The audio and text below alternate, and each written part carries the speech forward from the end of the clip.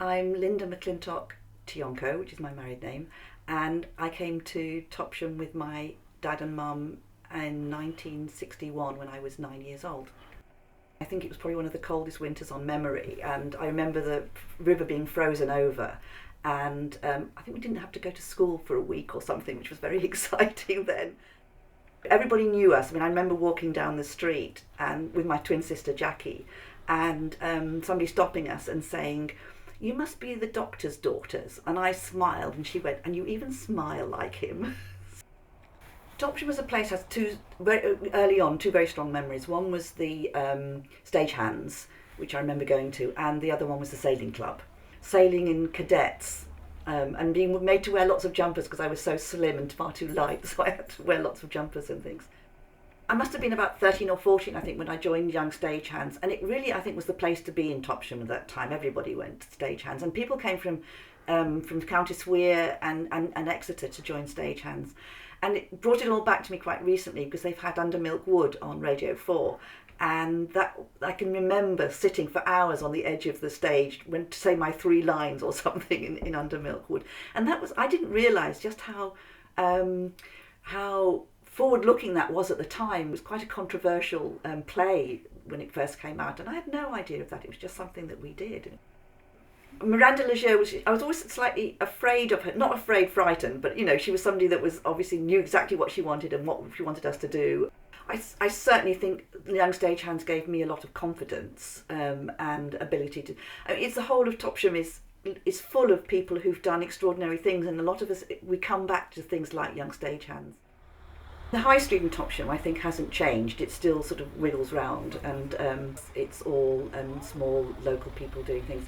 The market in Matthew Hall on a Saturday, all of those things. And then when you walk to the back of St Margaret's Church and you look over towards Exminster, that view has hardly changed in hundreds of years. And the walk, lots of things. The walk down to Turf, having to get the little ferry across, it's much safer than it used to be. I seem to remember it was a little tiny rowboat and you had to go and find the road to go over, and then walking down on a Sunday, and swimming in the canal. That was a big thing. I don't think anybody does that much these days. I mean, I can remember when the Tuborg Lager ship still came into the quay, and catching eels off the end of the quay, those sort of things, and Dad always having to go down when the Tuborg Lager boat came in just to check that it was all okay, and I guess sign something as a medic. We always used to take walks around the Goat Walk, and with my dad or with various dogs that we had along the way. And when I came back recently after the storms here, the first thing we did was go down to the Goat Walk to see the damage and walk along it, even though it said you shouldn't.